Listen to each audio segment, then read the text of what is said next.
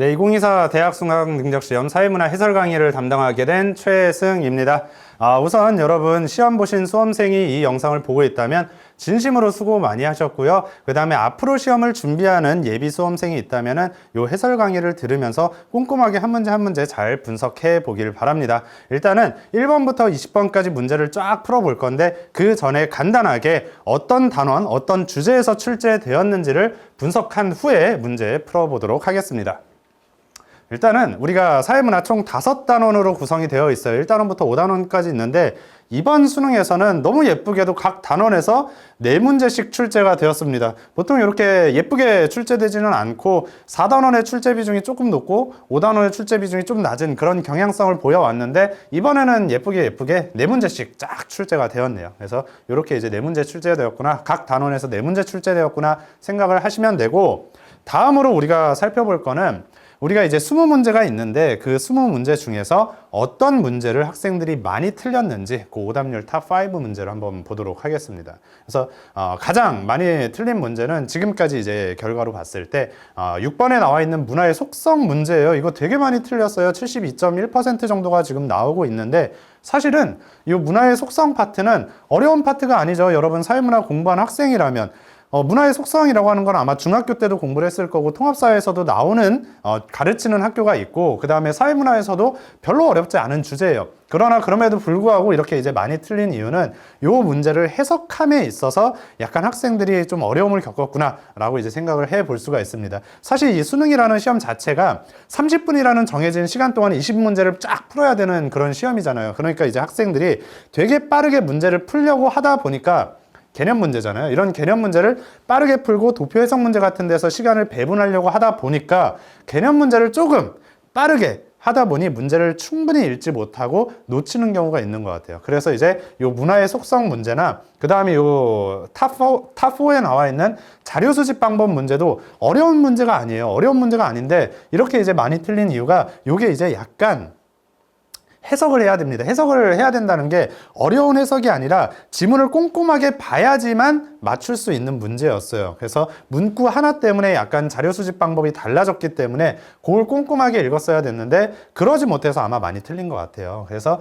요 문제 같은 경우에는 아무래도 학생들이 좀 빠르게 풀려고 하다 보니까 실수를 한 경향이 있는 것 같다라는 생각이 저 개인적으로는 듭니다. 그래서 어쨌든 문화의 속성 문제가 가장 많은 오답률을 보인 문제고, 그 다음에 이번에 도표 문제는 2문제가 출제되었어요. 항상 이제 그 전까지는 거의 3문제 정도 출제가 되어 왔었는데 이번에는 도표 문제가 2문제 출제되었습니다. 15번의 사회보장제도 문제하고 20번의 이제 부양비 문제, 항상 나오는 주제에서 이제 출제가 되었고, 그 전에 이제 한 문제 정도 더 출제가 되었으면은 성불평등에서 아마 출제가 한 문제, 도표 문제가 더 출제됐었는데 이번에는 그게 빠졌어요. 그래서 이제 2문제만 출제되었고 여전히 도표 문제는 학생들이 많이 틀리는 문제죠. 그래서 도표 문제가 이렇게 이제 2문제 학생들이 많이 틀리는 문제 나와 있었고요. 그 다음에 아까 자료 수집 방법 나와 있었고, 그 다음에 이제 19번에 나와 있는 산업사회와 정보사회 문제 비교하는 거, 요것도 이제 학생들이 많이 틀렸다고 합니다. 그래서 요게 지금까지는 오답률 탑5고요. 이거 외에 또 많이 틀린 문제가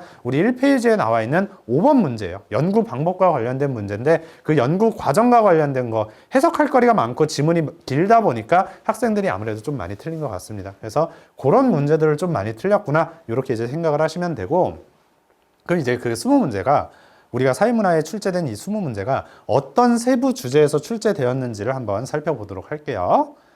일단은 1단원에서는 4문제가 출제되었습니다. 그래서 여러분 요 표를 보시면 알겠지만 24학년도 6월, 24학년도 9월, 그 다음에 이번 수능까지 이렇게 1년치 평가원에서 낸 그 시험들입니다. 그래서 쫙 보시면은 거의 비슷한 주제에서 출제가 되죠. 항상 뭐 거의 정해져 있다라고 이제 생각을 하셔도 되는데, 뭐 사회문화 현상과 자연 현상 비교하는 문제 1번으로 항상 고정적으로 등장하는 거고요.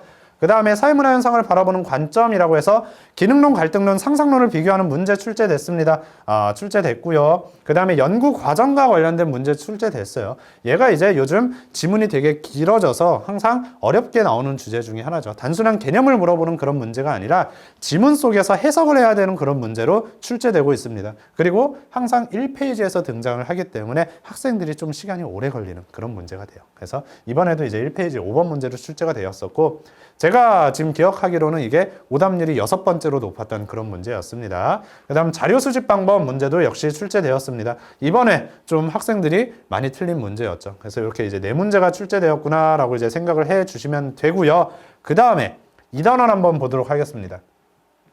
2단원도 이제 4문제가 출제되었는데 이제 고정적으로 등장하는 그런 문제들 쫙 나왔습니다. 그래서 우리가 사회집단과 사회조직이라고 해서 이제 한 문제가 출제되는데 사실 얘는 요 3개의 주제가 함께 묶여서 한 문제로 출제되는 경우가 되게 강하죠. 그래서 뭐 사회와 지위 역할에는 제가 표시를 해 놓지는 않았지만 요 7번 문제에서 사회화나 지위와 역할을 물어보는 선택지가 등장을 했습니다. 그래서 어쨌든 7번 문제에서 한 문제 등장을 했고요. 관료제, 탈관료제 문제. 우리가 이제 수능 예전에 모의고사나 수능에서 자주 출제되지 않았던 주제지만 최근에는 계속해서 출제가 되고 있습니다. 근데 어렵지 않은 주제죠. 그래서 관료제, 탈관료제 비교하는 문제가 한 문제 출제됐고요. 그 다음에 개인과 사회의 관계를 바라보는 관점이라고 해서 명목론과 실제론을 비교하는 그런 문제 역시나 별로 어렵지 않은 주제죠. 그래서 이번엔 2번 문제로 등장을 했었고 일탈이론과 관련된 문제도 한 문제 등장을 했습니다. 그래서 얘도 거의 등장하는 주제가 계속 등장하고 있구나 라고 이제 생각을 하시면 되고 다음으로는 이제 3단원이에요. 문화 파트인데 이제 문화의 속성 문제 학생들이 가장 많이 틀린 문제였습니다. 가장 많이 틀린 문제였고요. 그 다음에 이제 문화 이해 태도라고 해서 문화 절대주의, 자문화 중심주의, 사대주의하고 문화 상대주의를 비교하는 그 문제가 역시나 계속해서 출제가 되고 있습니다. 그 다음에 하위 문화와 관련된 문제, 이번에 이제 반문화, 요건 이제 지문 해석 문제. 로 이제 등장을 했었는데 요번에 이제 개념 문제가 아닌 그렇게 이제 자료 해석 문제로 등장을 했구나 생각을 해주시면 되고 대중문화 대중매체는 뭐 계속해서 등장하지 않고 있죠. 그 다음에 이제 문화 변동과 관련된 문제가 또 한 문제 출제되었습니다. 그래서 이렇게 이제 4문제가 쭉 출제되었구나 라고 이제 생각을 하시면 되고 다음으로는 이제 사회문화에서 이제 고비의 단원이죠. 4단원입니다. 4단원. 4단원에서 이제 4문제가 출제되는데 제가 이렇게 빨간색으로 표시한 게 도표 해석 문제예요. 그래서 6월 평가원 문제 같은 경우는 4단원에서 2문제의 도표 문제가 출제됐지만 9월과 이번 수능에서는 사회보장제도와 관련된 도표 문제만 출제되었구나 라고 이제 생각을 해 주시면 됩니다. 그 다음에 우리가 이제 사회 불평등 현상을 바라보는 관점이라고 해서 기능론 갈등론, 그 다음에 계급이론 계층이론 같은 문제도 과거에는 계속 출제가 되어 왔었지만 최근에는 지속적으로 출제가 안 되고 있는 파트입니다. 그래서 역시나 이번 수능에서도 등장하지 않았고요. 사회이동과 계층구조라고 해서 간단한 자료 해석 문제가 등장을 했습니다. 상중하 이렇게 해서 비교하는 문제죠. 과거에는 되게 어려웠던 주제로 출제되었지만 요즘에는 좀 간단한 그런 문제로 출제가 되고 있어요. 그래서 이거 등장을 했고요. 사회적 소수자 문제 등장을 했습니다. 어렵지 않게 등장을 했어요. 그 다음에 빈곤 문제 이렇게 이제 등장을 해서 총 4문제가 4단원에서 출제가 되었구나 라고 이제 생각을 해 주시면 되고요. 마지막 5단원 한번 보도록 하겠습니다. 5단원도 마찬가지로 4문제 출제되는데 계속해서 이제 경향이 4문제씩 출제되는 그런 경향을 보이고 있죠.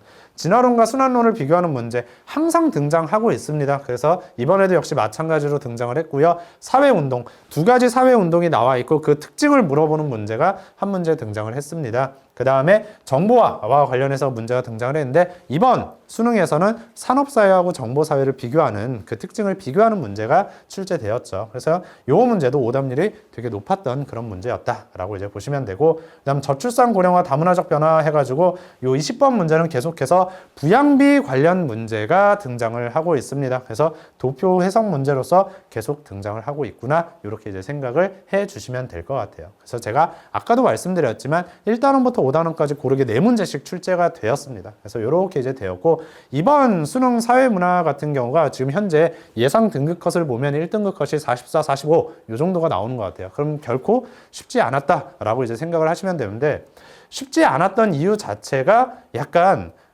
그 시간 배분과 관련해서 약간 학생들이 어려움을 겪었을 수 있어요. 그래서 아무래도 사회문화 지문 자체가 점점 길어지고 있는 추세고 그 지문을 해석해야 되는 문제가 많이 등장을 하고 있기 때문에 거기에서 이제 시간 배분이 문제가 되지 않았을까라는 생각. 그 다음에 아까 말씀드렸지만 그 문제를 꼼꼼하게 읽지 않아서 실수를 하는 그런 경향이 이번에 나타나지 않았을까 생각을 합니다. 혹시 이제 다음 시험을 준비하는 예비 수험생이라면은 이번 시험을 토대로 우리가 그러한 것을 보완할 수 있는 기회를 잡을 수 있기를 바라요. 그래서 일단은 간단하게 출제 주제들 분석을 해봤고요. 이제 1번부터 20번까지 문항별로 한번 쭉 풀어보도록 하겠습니다. 순서대로 쫙 풀어볼게요.